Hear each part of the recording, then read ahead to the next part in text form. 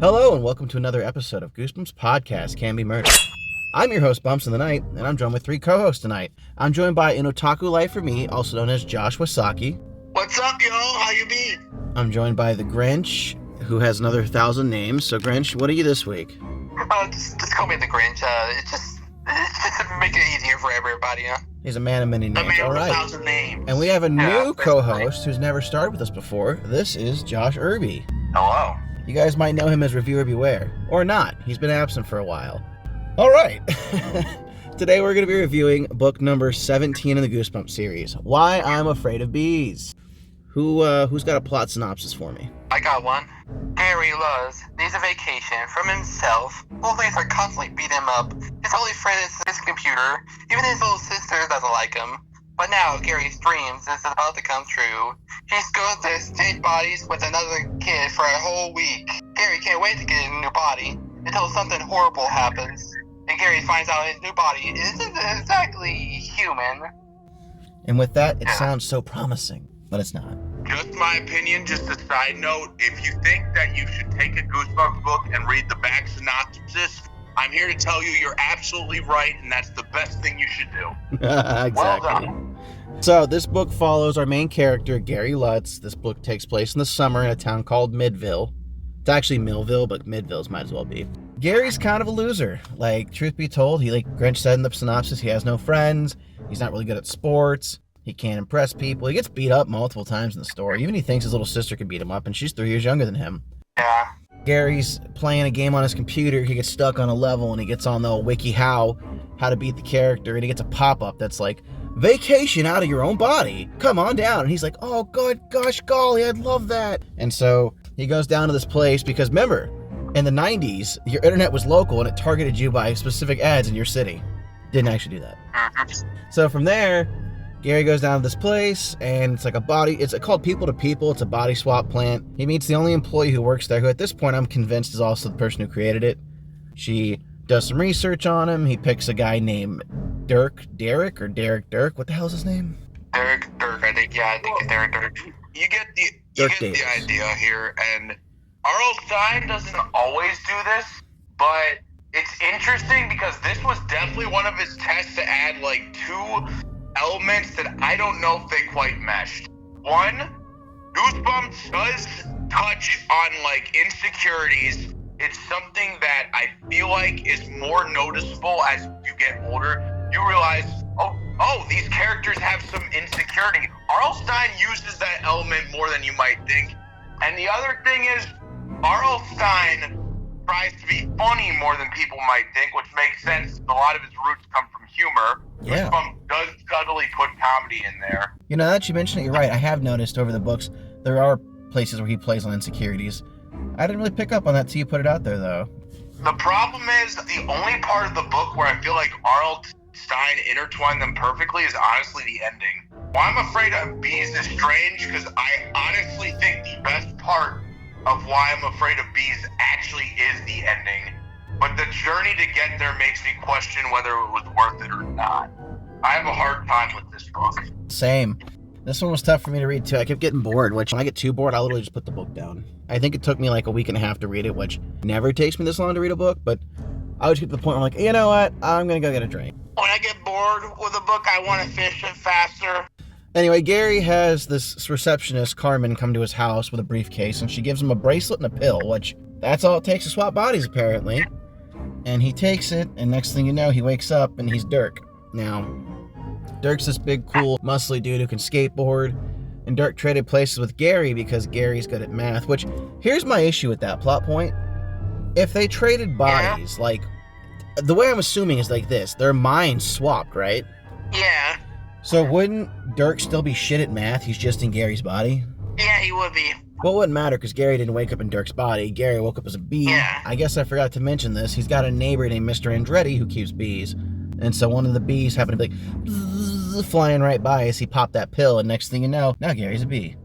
He's Barry. Oh, you're in this modern culture, based on the way trends are working, you have this character like, oh, he's like a total fucking dork, and then he becomes minding my language, pardon me, becomes a total dork, and then you realize, oh, later it's like, Then he realized he's like some skater, he's like some cooler dude. But as we embrace nerd culture more, it almost feels like the subtext of this book is kind of dated. Very much so. Well, it's before nerds decided to rule the world. Farther we Being a nerd go, was cool. the more nerdy shit becomes popular. Look at Dungeons and Dragons. That's hugely popular. Look at anime is Pokemon. mainstream now. Comic books are cool. Like everything that you get made fun of in the 90s for is now cool. Yeah. A great take on this is how if you watch Halloween Ends, it shows how the band nerds are actually now the bullies. True. Not to mention, honestly, the only person whose opinion on what is or isn't cool you should give any thought to is your own. That's the only one that's important. Big time facts. So Gary becomes a bee, and then he finds out that Dirk is better at being Gary than Gary, and it makes him all sad because, it turns out Gary was always a Chad. He just didn't know how to use his Riz because he's teaching kids to skateboard, he's telling jokes, people are giving him dap high fives. They're like, man, you're so cool. And he's like, hey, give me back my body. And Dirk's like, lol, no. And he's like, give me back my body. And he's like, no. So Gary like, well, gonna have to do the ultimatum here. And he stings him. And Gary dies. And then Gary wakes up in his body, but he's not fully Gary anymore. And switch back to normal way, I don't think. Well, he switched back, but he kept that quirk where he's got a weird tongue now, and he's got away with bees, so I guess he's technically like a bee charmer. You know what's... I will give it a credit to this book on one thing.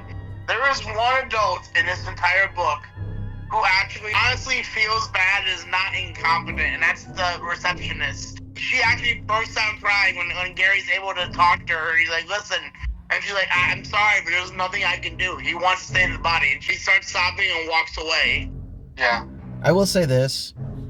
This book gave a lot of Fly vibes. This is the second time now I've gotten like sci-fi Fly. I think R.L. Stine will like The Fly. More or less, Gary gets his body back by stinging Dirk. The bee dies. But now Gary's got a really long tongue like a bee does. Fun fact, if you didn't know it, bees have really long tongues. Yep, I knew that. So, with that being said, it wasn't like it was a long book, but it just felt like it dragged on for me. I feel that. It had I guess the best way to put it is Full House syndrome. It had a different variation of the same joke. And the thing that's tough is say you're writing for teens or adults. We know this. You can be more experimental. You can take more risks. You have to play it a little safer with children. I think also, again, I respect that R.L. Stine also tried to be educational. Bees are very important. There are pollinators, and they're almost endangered. Essentially, we spent 4 or 3 chapters inside the beehive, and I think that just really was oh my god, I get it. What were your thoughts? You've been pretty quiet, Grinch. What do you think about this book? To be honest, out of all the books I read for this series so far, I feel like this one's in the medium. Unlike You Can't Scare Me, at least this had a good message, at least compared to the other one. You know what I mean? Be yourself was the message, literally. Oh, there it is. Okay. We're so cringy. Irby, what did you think about this book? Well, first things first. Rest in peace, Uncle Phil. For real. One thing that's good is, since I'm reading Why I'm Afraid of Bees, it's better than hearing Jerry Seinfeld as a bee. I hate his voice, but that's a discussion for another day. The ending was really tight. I thought the whole, I clicked my tongue like pollen after this, he has this revelation of self-confidence and self-assurance. It's weird. I thought that part landed. I liked that. R.L. Stine sometimes run into this problem where, you could cut pages out of the book because the middle of it just feels so meandering sometimes. There's no logical explanation for Gary stinging someone and not dying. They kind of just never addressed that, and they said, all right, we're going to move on to the ending. Yeah, you're right. The bee dies. Yeah, but that's not fair. Gary should have died. The bee should have lived. Right.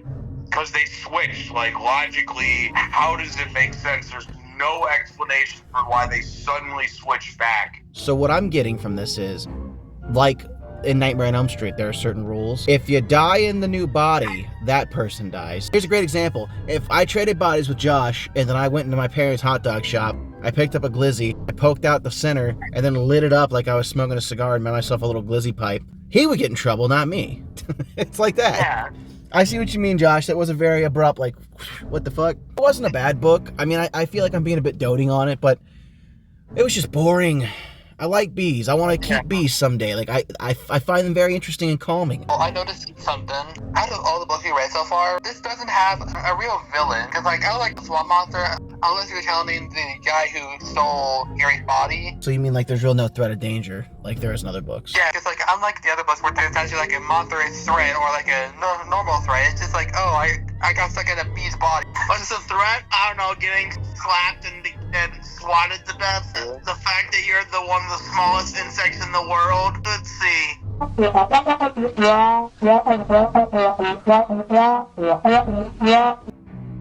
that if you sting someone, let alone if you just accidentally sting someone, like you're not even trying to, you die. Gary didn't even know. I think the scary part of this book is Gary didn't even know if stinging would work. Yeah, that's fair. So I guess while we're on that factor, why don't we talk about the true villain of the book? Now, Irby, you haven't done one of these with us before, but we always kind of go on a limb here and decide what the real evil of the book was. It doesn't have to be a character. It could be literally anything. For Monster Blood, I blamed Christianity. So, everything's on the table. Grinch, since you kind of led us into this chapter, who do you think the real villain of this book was? I feel like it's kind of like peer pressure in a way, because I know he was a dork and all that, but like I feel like even his little sister was kind of a bully, trying his best, but people are like, nah, you're too weird. It's like, that's the whole point of him chasing his body, so it's technically their fault. All the shit that happened afterwards. Okay. Wasaki, who do you think the real villain of this book was? Self-esteem issues. Whether Gary knew it or not, how he viewed himself at the end of the day in fact affected his decision. His decision was on his lack of self-esteem was to change the bodies so he could get away for a week, you know? That's what caused all this. Now, you could say it's peer pressure, but no one was really pushing him to change who you are. He thought everyone wanted him to change. And he also gonna put himself out there to try and, make friends. All right. Irby, who do you think the real villain of this book was? The problem is, this book suffers from shallow hell syndrome. You present this concept or idea of how things should be, but then you shit on it and comedically make light of the exact same idea. I feel like this book lacks self-awareness. Yeah, that sounds about right. For me, I think the true villain of this book was scientific curiosity. If scientific curiosity didn't exist, we wouldn't have the internet, meaning Gary would have never got on a computer, meaning Gary never got the message, meaning he would never used a scientific device to switch bodies. Without science, none of this is possible, i.e. science is the villain. Broad stroke. I mean, we don't have an episode to review either, because there was no episode about this. I don't wish there was, because it's funny you mentioned You Can't Scare Me, because I truly believe the book is really mediocre, but the episode is so good. I really would like to see, how Why I'm Afraid of Bees works as an episode, because as I think about it, I might say You Can't Scare Me's episode is in my top 10. Wow. I like what they did with the episode. I'm going to assume the reason why books like Why I'm Afraid of Bees didn't get made in the episode is because, let's face it, I feel like it's obvious that the Goosebumps show, they still made it work, but I think it's obvious the Goosebumps TV show had a shoestring budget. They could have shot on scene at Disney in Florida. They have literally a Honey, I Shrunk the Kids area, which is just like you're in a giant yard. They could have used that. They could have also just done what they did with the barking ghost, with the end with the brother, and just have a regular bee, film a bee, and then have a voice. Yeah. Honestly though, I would trade part 2 of The Ghost Next Door for an episode of Why I'm Afraid of Bees. I'd give up any and all of the Chillology for Why I'm Afraid of Bees episode. Yeah. Also, I get that they have a censoring budget, but they also had a animatronic wolf for Welcome to Camp Nightmare. They had the mask for Haunted Mask. There's Slappy, which must have cost a lot of money for that puppet. There's a lot of props that would have cost a lot of money even back then. Regardless, I like what Irby's saying, though. I definitely would have enjoyed an episode of this. At least, something. I mean, they've made worse episodes. Let's face it. #, Barking Ghost.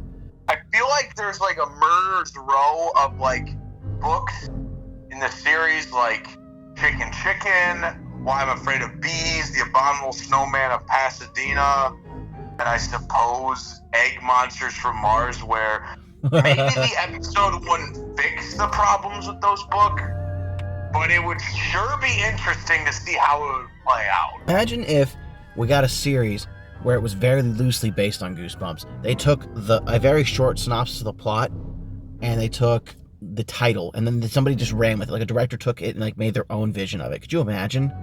That would be interesting. I agree. It definitely it doesn't get a fair cut because the cover art's kind of weak, and let's face it, it's not a super like nail-biting book. Let's score it. Starting with Grinch, what would you score this 1 through 10? I'd definitely give me like at least a 7 or 6. Okay, let's go with 7 then. Herbie, Yeah. what would you score this book? 5. I think it's one of the most mid Goosebumps books there is. Wasaki? I'm gonna give it a solid 7. Okay. I'm with Herbie. I'm also going to go around the 5 route. Like, it was definitely middle of the road for me. It's a 6. We scored a D. This book scored higher than You Can't Scare Me. Watch. Wow. Instead of a B, it got a D. God, yeah, I know, that's corny too. Yeah. All right, so going back to Grinch, closing statements on this book. If you ever see a pop-up ad, don't click on it. Herbie? I suppose my closing statements of this book is some Goosebumps books like this one feel like they're taking you back to the early 90s, and sometimes you just don't want to be there. Basically, it's super dated. Yeah. Like, I feel like I should be reading this in a pair of Jinkos wearing my inline skates. Wasaki, closing statements. Some books are good, some books are bad, and then some books are meh. Herbie and you said this is like one of those books where you just, like, it takes you back to the 90s, but do you really want to be there? Like, I should be reading this book on the bus going to school. I feel like as much as we're giving it low scores, I genuinely think that the fact that this book was made in the 90s, I think retrospect does it favors. If these same books played out in modern Goosebumps, and I feel like if we did a conversation about which books would be done more favors by being released now, that could go on for days. In terms of Why I'm Afraid of Bees, I think this would be considered one of the very worst Goosebumps books if it came out now. I'm just nice enough to give it a... Indeed. No kid would like to read this book now. Well, Yeah. I'm sure, like, you know, entomologists would because they like insects. Yeah, kids that like bees, for sure, yeah. Yeah. Yeah. So yeah, this book definitely, you won't believe it or not, it definitely can be judged by the cover, but was it the worst Goosebumps book ever? No. Was it the best Goosebumps book ever? No. It's a middle of the roader. It lands somewhere between higher than The Ghost Next Door, but lower than Piano Lessons Can Be Morta. Right, so this has been Goosebumps Podcast, Can Do Murder. Thank you for watching. Make sure if you haven't already done so, you click that subscribe button. That way you can stay up to date with the channel. Don't forget you can join our Discord and be on future episodes if you want to chat with the boys. And as always, we'll stab you in the next one. I've been your host, Bumps in the Night, and remember, reading is a scream. Bye-bye. Bye.